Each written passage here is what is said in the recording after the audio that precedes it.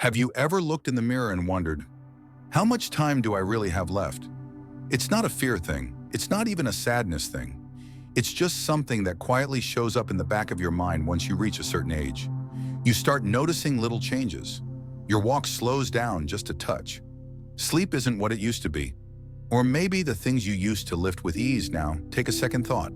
And when you sit alone with a cup of tea or while folding laundry, you can't help but ask yourself, am I still strong? Am I still aging well? Here's the good news. Your body's already giving you clues. Every day, without saying a word, it's quietly hinting at how well you're doing. And believe it or not, how many more healthy years you might have ahead of you. These aren't guesses. They're signs. Real, observable patterns doctors and researchers have noticed in people over 70 who've gone on to live strong, independent, and joyful lives well into their 90s and beyond. And today I want to talk to you, heart to heart, about 7 of those signs. These are not meant to scare you. Quite the opposite.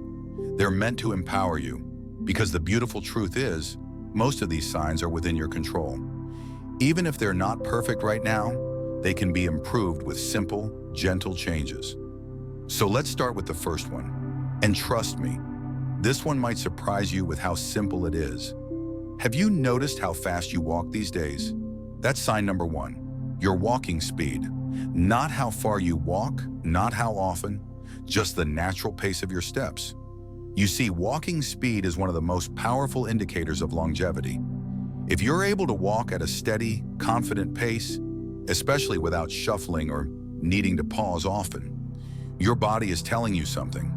It's still holding strong. It's easy to underestimate how big this is. But researchers have actually measured this in thousands of older adults. The ones who walk faster tend to live longer. And it's not about being athletic, it's about how well your heart, lungs, muscles, and even your brain are working together as a team. Think of it like this. Your legs are the engines, your balance is the steering wheel, and your pace, that's your fuel gauge. Now imagine 2 people, Jim and Frank, both 75. Jim takes a 20-minute walk every morning. His steps are steady. He crosses the street without worrying about timing. When he climbs stairs, he does it with rhythm. Not a sprint, just sure, deliberate movement. Frank, though? Frank used to be active, but lately he's slowed down. He tires quickly, stops to catch his breath more than he used to. He avoids stairs when he can, and he often feels a little off balance. There's a reason Jim seems younger. His walking pace isn't just movement. It's a reflection of how well his body's aging. But here's the part I really want you to hear. This is something you can work on. Even if your pace has slowed, even if you haven't walked much lately, you can rebuild that rhythm little by little. Start with short daily walks. Add a few minutes each day. Use light ankle weights if it feels safe, or do some gentle leg exercises at home while holding onto a chair. It's not about speed, it's about consistency.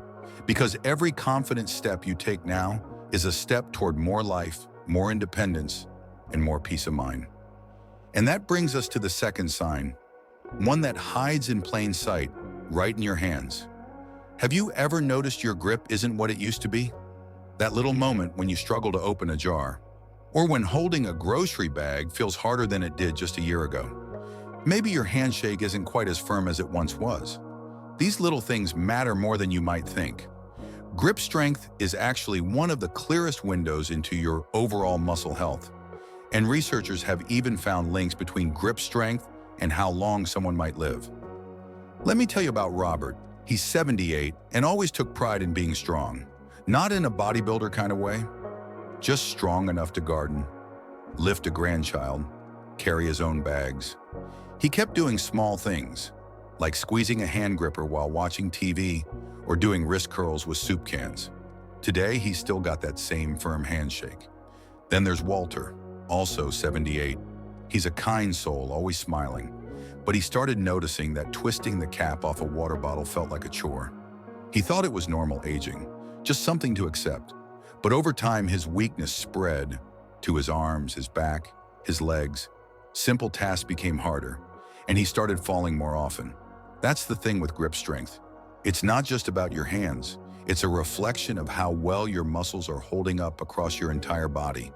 And when grip starts fading, it's often the first clue that your strength is slipping away elsewhere too. But again, this is something you can work on. You don't need a gym membership or heavy weights, just a tennis ball you squeeze a few times a day, a couple of light hand grippers, or even a bag of rice you lift and hold. It doesn't take much, but it does take intention. Because the truth is, if you can hold on tight today, there's a better chance you'll keep holding on to your strength, your mobility, your independence in the years ahead. Now that we've looked at your walking speed and your grip strength, let's keep moving forward. Because the next sign might be something you haven't tested in a while, but it's just as important when it comes to predicting how long and how well you might live. Let's pause for a second. How steady do you feel when you move around your home? Not just walking from one room to the other, but when you turn quickly or step out of bed or even reach for something on a high shelf. That leads us to the third sign, one that's often overlooked until it's gone. Your ability to balance. Now this might seem like a small thing, but being able to stand on one leg for just 10 seconds without holding on to anything has been shown to strongly predict your overall health and even your lifespan. Sounds odd, right? But balance isn't just physical, it's neurological. It involves your brain, your muscles, your vision, your joints, all working in perfect harmony. When any of those systems start to slip, your balance is often the first place it shows. I'll tell you about two women I once met at a community wellness talk, Carol and Nancy, both in their early 70s. Carol had been doing gentle yoga at home for years. Nothing fancy, just light stretches, a little movement, some breathing. She could stand on one foot for 20 seconds without a wobble, even challenged herself to brush her teeth that way sometimes. Nancy, though, hadn't paid much attention to balance. She was more focused on her blood pressure, her diet, the usual things. But when she tried to stand on one foot for the first time in years, she couldn't. She tipped over within 2 seconds and had to grab the table. That moment really shook her, because loss of balance isn't just an inconvenience, it's a warning sign. Falls are one of the biggest health risks for older adults, and they're not always caused by dramatic stumbles. Often, it starts with tiny losses of control that grow. But here's the best part. Balance is trainable. It's not too late, even if you feel a little unsteady now. Start with simple exercises like standing near a wall and lifting one foot for 5 seconds.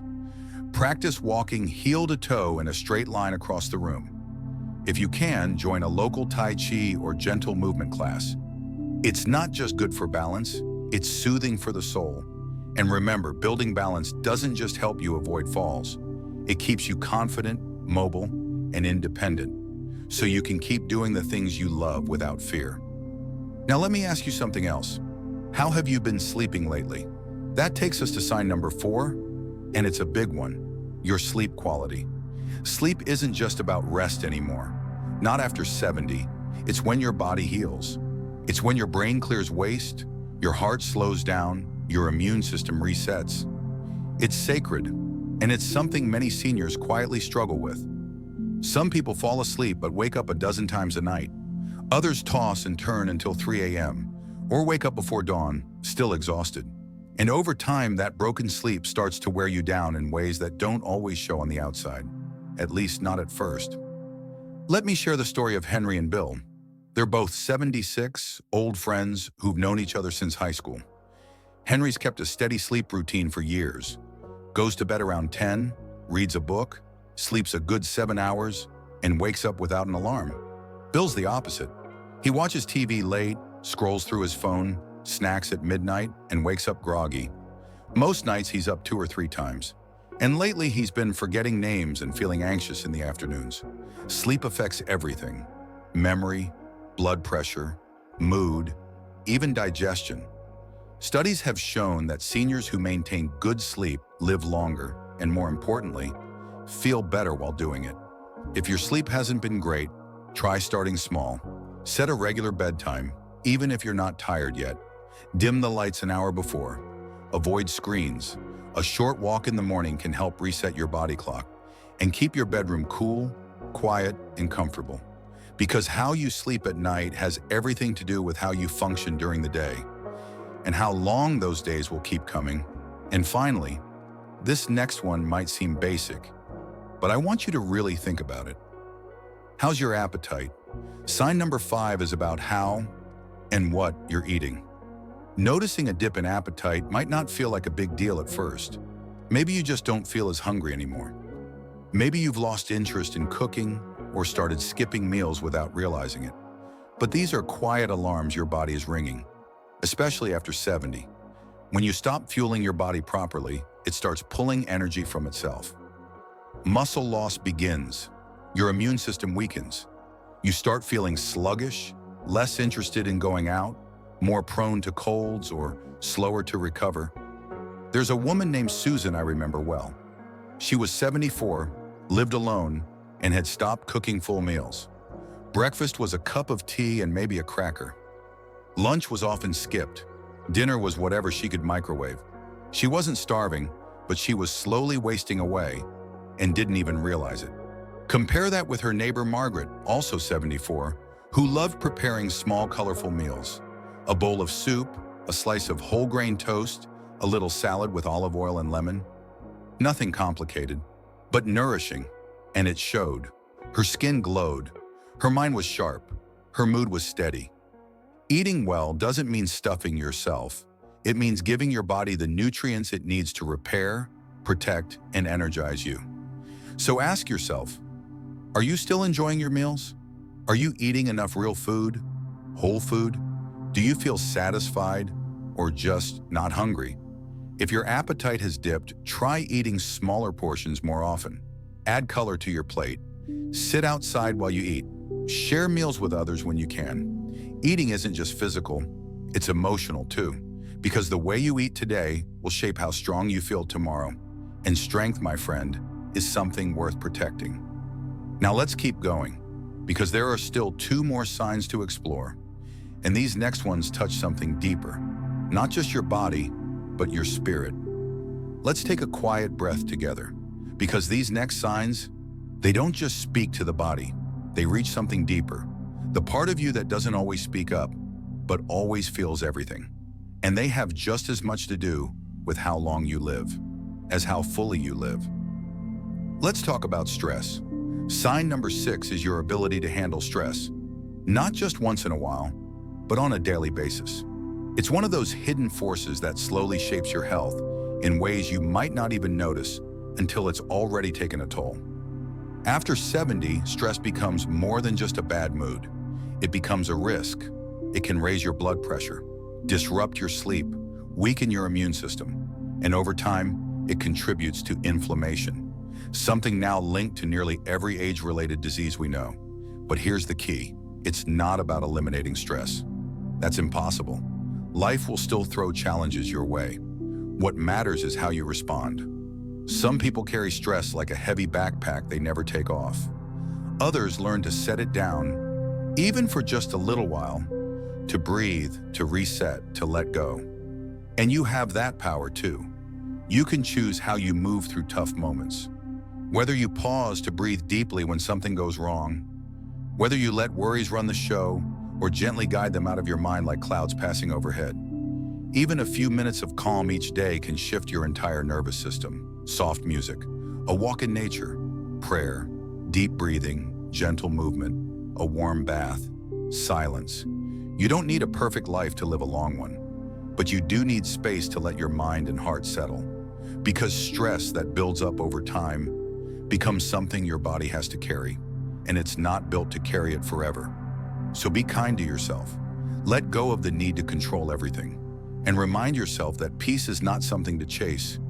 It's something you can allow. And now we come to the final sign, and in many ways it might be the most powerful one of all, your connection to others. Loneliness, especially in later life, is one of the most underestimated threats to health. It doesn't hurt like a broken bone. It doesn't show up in lab results, but it can weaken you just the same. Studies have shown that seniors who stay socially engaged, even in small ways, live longer, stay mentally sharper, and recover from illness more quickly than those who isolate. And no, This doesn't mean you need to be surrounded by people all the time. It's about meaningful connection, a phone call, a shared meal, a walk with a neighbor, even writing a letter. Because when we withdraw too much, when the days go by without real conversation or laughter, the light inside us starts to dim. The brain becomes quieter, the body moves less, and our sense of purpose can begin to slip away. Connection keeps you alive in ways that go beyond science. It gives you reasons to wake up, to care for yourself, to move, to eat, to dress, to speak, to smile. It reminds you that you matter and that someone somewhere is glad you're still here. If it's been a while since you reached out to someone, maybe today is the day. You don't need a reason, just a hello, a kind message, a short visit. It doesn't have to be big. It just has to be real, because the bonds you build and maintain now might just be the very thing that carries you through the years ahead with strength and grace. So where does all this leave us? We've looked at your walking pace, your grip, your balance, your sleep, your appetite, your ability to manage stress, and your relationships. Each of these signs tells a story, and together they offer a pretty clear reflection of where your health stands right now and how bright the road ahead could be. But here's the most important thing I want to leave you with. None of this is set in stone. These signs aren't just warnings, they're opportunities. Every one of them can be improved at any age, including right now. You can strengthen your legs, you can move your body more, you can rebuild your grip, you can sleep better, you can nourish your body with better food, you can calm your mind, you can reach out and reconnect. It doesn't take perfect health. It takes small, intentional steps, one good choice at a time. And if something in this video reminded you of where you might need a little extra care, take it as a gentle nudge, not a judgment. You're not behind. You're not broken. You're just being given a chance to write the next chapter differently. Because aging well isn't about trying to stay young forever. It's about learning how to live deeply, fully, with wisdom, with courage, with gratitude for every breath you still get to take. So today, do one small thing for yourself. Stretch, call someone, eat something nourishing, go outside, laugh, rest, and most of all, remember this: you're still here, you still matter, and there's more good life ahead. Thank you for spending this time with me. If something spoke to you today, I'd love to hear it in the comments. Let us know what you're going to focus on, what sign felt closest to home, and if this video helped you, consider subscribing to Golden Wisdom. We're here to help you live better, not just longer. Here's to living your best life at any age.